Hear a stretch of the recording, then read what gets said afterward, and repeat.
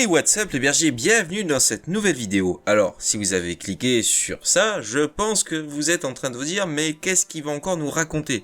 Déjà la dernière fois, il nous a parlé de l'étoile noire allemande, je ne dirai pas le mot, qu'il ne faut pas dire. Et ben là, je vais vous parler des soucoupes volantes allemandes. Oui. Alors, vous inquiétez pas, je pense que vous commencez à me connaître. C'est un sujet assez sérieux, du coup, qui a été quand même mené même par la CIA et le FBI, avec des enquêtes assez poussées. Donc, je vais tout vous expliquer. Et pour vous dire, ça a même mené à des projets français, américains de soucoupes volantes. Avec par exemple, vous prenez du côté américain, vous avez l'Avrocar, qui était aussi un projet de soucoupe volante et un prototype. Vous la voyez sur la photo quand même. Et même nous, avec une soucoupe volante made in France, le RC360 de René Cousinet. Oui. Avouez que je vous ai intrigué maintenant. Bon, allez, je vais tout vous expliquer, c'est parti. Durant la Seconde Guerre mondiale, de nombreux témoignages de pilotes ou d'équipage des forces aériennes anglo-américaines attestent de phénomènes des Foo Fighters, ou les chasseurs de fantômes, des ovnis, des objets volants non identifiés sphériques, lumineux, à la vitesse prodigieuse. Oui, maintenant on dit ovni, mais à l'époque, ça n'existait pas, donc on disait des Foo Fighters parce que personne ne savait ce que c'était. Tout cela reste inexpliqué, mais est parfois attribué à des prototypes d'armes nouvelles allemandes, surnommées les Quart Meteors, ou même d'ailleurs soviétiques. Bon, alors pour les Foo Fighters, ce sera une vidéo à part, mais voilà, il y a aussi des cas qui resteront tout à fait inexpliqués. Les services de renseignement anglophones, dès la guerre terminée d'ailleurs, enquêtent sur la réalité de ces engins volants, et à partir du début des années 50, des publications émergent faisant état de l'existence de tels aéronefs.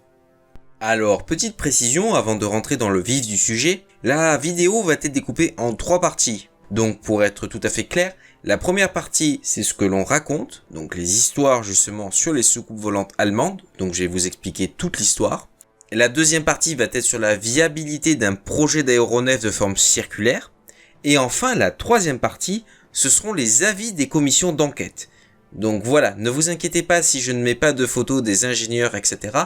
Vous comprendrez pourquoi à la troisième partie. Allez, je vous laisse tranquille, on y va. Alors qu'est-ce qu'on raconte? Ainsi on apprend qu'un certain Georg Klein, ingénieur au commissaire spécial au sein du ministère de la production d'armement allemande, aurait été en charge d'un projet de développement de soucoupes volantes. Il aurait même été le témoin oculaire du décollage d'un tel engin le 14 février 1945 à Prague, la capitale du protectorat de Bohême-Moravie. C'est dans ce cadre que cet homme aurait supervisé les recherches des professeurs Schfreier, Habermohl, Miette et Belluzzo. L'un de leurs projets de disque à décollage vertical aurait été conçu dès 1941. Il aurait été développé sur l'aérodrome de Prague entre 1941 et 1943 avec l'implication de la firme Skoda ainsi que de ses annexes de Letov. D'autres firmes telles que Junker ou l'usine d'armement de William Gustloff auraient participé à cette aventure. Le premier prototype aurait volé en juin 1942 et une plus grande version aurait même été conçue et fabriquée à la succursale BMW de Prague. Prague est à la fin de la guerre avec ses grands aérodromes l'une des plus grandes plateformes aéronautiques allemandes. Des usines, des ateliers vitaux pour la Luftwaffe y sont implantés. Les usines de BMW et Skoda y fabriquent les réacteurs Jumo 004 et l'avionneur Junker y a aussi une chaîne de montage. En outre, plusieurs escadrilles de chasse dotées de Messerschmitt 262 y ont été repliées dans les dernières semaines de la guerre. Par ailleurs, un autre chercheur, un certain Horst Schopmann, aurait recueilli le témoignage d'un homme resté anonyme, évidemment, qui aurait vu plusieurs petites soucoupes dans un hangar pragois. Mais Schreiber prétend qu'à cette époque, le degré d'avancement de l'engin sur lequel il travaillait ne lui permettait pas de voler, et qu'il aurait été détruit sur le tarmac de l'aérodrome à l'approche des soviétiques le 15 avril 1945. Enfin, certaines sources font état de recherches au sein de vastes complexes de production souterrains, tels que ceux de Nordsun, au sud du massif de Harz, en Thuringe, où sont assemblés les V1 et les V2, ou au sud de cette ville, ou dans la vallée de Jonas, probablement un centre de recherche pour armement de pointe, et où 25 tunnels ont été creusés à flanc de montagne. D'autres complexes de ce genre existent dans le gouvernement général, qui est l'actuelle Pologne, comme celui surnommé Derjes, ancienne mine d'uranium aux 7 complexes souterrains dans les montagnes du Hibou, près de la frontière avec le protectorat, ainsi qu'en Autriche et dans le protectorat de Bohême-Moravie même. On fait également référence à tout un réseau de tunnels, près du lac de Garde dans le nord de l'Italie, et bien sûr à Peenemünde, le plus grand centre de recherche mondial sur les fusées et les armes secrètes. On a même parlé d'une arme d'un type entièrement nouveau, qui serait entreposée d'ailleurs en France, près de Saint-Leu-d'Esserende. Alors maintenant que je vous ai raconté ce que l'on dit, qu'en est-il réellement de tout cela et des faits ? Le terme de soucoupe volante, qui apparaît pour la première fois en 1947, est lié dans l'imaginaire collectif à un aéronef capable de se propulser à une vitesse supérieure à celle du son. Aussi, il semble essentiel de faire la part des choses entre la possibilité de l'étude d'un aéronef révolutionnaire présentant un design circulaire et le système de propulsion lui-même. Si 1944 a vu les premières productions de jets à élan flèche, 1945 a vu le premier vol d'essai concluant d'une aile volante à réaction, le Horten Go 229, sans surface verticale, le contrôle latéral et directionnel étant assuré par un ensemble de spoilers. Le design en lui-même n'est guère éloigné de celui d'un aéronef à forme circulaire. N'oubliez pas qu'un certain Arthur Sack, un inventeur autodidacte allemand, conceptualisa dès 1939 des avions à propulsion conventionnelle, avec des moteurs du coup à combustion, à aile lenticulaire. À cette époque de la guerre, la situation désespérée et chaotique de l'Allemagne rend propice l'émergence d'idées et de projets plus fantaisistes les uns que les autres. Si la plupart semblent, en tout cas sur le papier des planches à dessin, réellement futuristes, peu d'entre eux tiennent compte du degré réel de faisabilité. C'est ainsi qu'apparaissent des projets comme celui du Triebflugel, un chasseur à décollage vertical dont la propulsion aurait été assurée par un rotor triplace, dont chacune des pales aurait été équipée d'un réacteur orientable à son extrémité. Lorsque l'on sait la masse de plans détruits par les bureaux d'études allemands au moment de la capitulation, le travail sur les matériels volants à voilure elliptique n'apparaît pas complètement infondé. Les projets des 4 ingénieurs que nous avons vus tout à l'heure, de Schwiever, Habermoll, Miette et Belluzzo, auraient adopté un système de propulsion reprenant ce principe du rotor. L'engin, d'un diamètre de 5 ou 6 mètres, est décrit comme suit.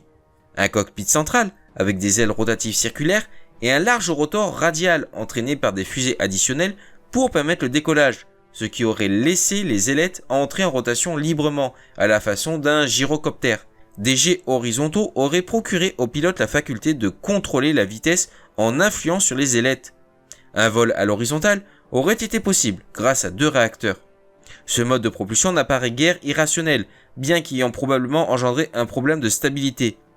Mais il n'aurait certainement pas permis d'atteindre des capacités en vol fantastiques attribuées ici et là à l'engin, avec une vitesse dépassant Mach 1 à une altitude de 12 400 mètres, pouvant qui plus est être atteinte en 3 minutes.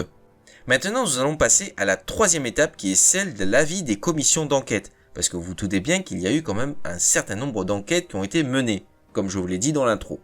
Partis à la quête de la vérité, quelles sont, après plusieurs années de recherche sur place, les conclusions des services de renseignement anglo-américains ?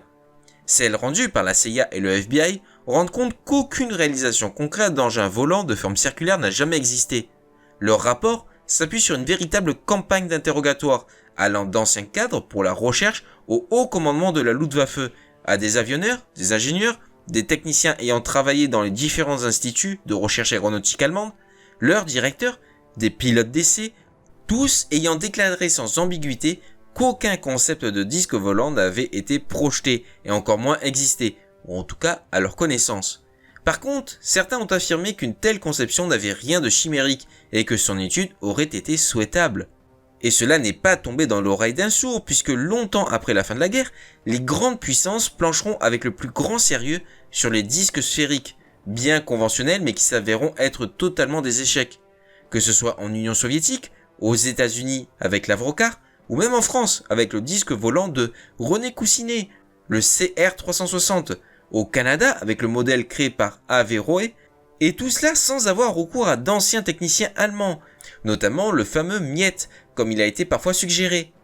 Et pour cause, Miette, tout comme ses collègues, Schwiever, Habermoll et Belluzzo, longtemps présenté comme avoir été en contact professionnel avec Von Braun, le père des V2, semble être un personnage de fiction.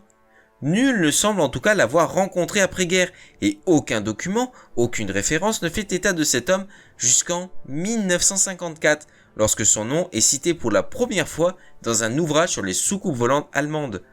Il semble bien qu'en réalité le seul point commun entre ces ingénieurs et les soucoupes volantes est que l'un comme l'autre n'ont jamais existé. Cela a naguère empêché la presse et la littérature à sensation de s'emparer du phénomène dès le début des années 50, marquant ainsi l'origine de la naissance de la popularisation du mythe des soucoupes volantes. Il a été relayé quelques années plus tard par des personnages douteux en quête de reconnaissance, allant jusqu'à créer de toutes pièces des bleus, des plans de prototypes estampillés de cachets allemands, ainsi que des runes hypothétiques modèles, capables d'étonnantes performances, franchissant ainsi allègrement le pas entre la possibilité technologique de l'époque et la projection pseudo-scientifique. Et voilà les bergers, c'est la fin de cette vidéo. Alors si vous vous demandez comment j'ai pu réfléchir à faire un tel sujet, eh ben c'est après un certain film que beaucoup je pense connaissent, ou pas d'ailleurs, hein, Iron Sky. Oui, le premier est très bien, mais le deuxième est totalement nul. Et du coup, je me suis un petit peu renseigné sur cette mythologie. Il fallait quand même que je m'y intéresse. Et du coup, avec quelques recherches, mais bon, vous le savez très bien, il faut faire la part des choses. Et du coup, c'était très intéressant, puisque même les États-Unis, même nous, la France, avons quand même réalisé des projets de soucoupe volante. Donc bon, vous vous doutez bien que si ça avait fonctionné, on serait passé de l'avion à la soucoupe volante comme aéronef. Bon, voilà. Et sur ce, je vous dis à ciao, bonsoir.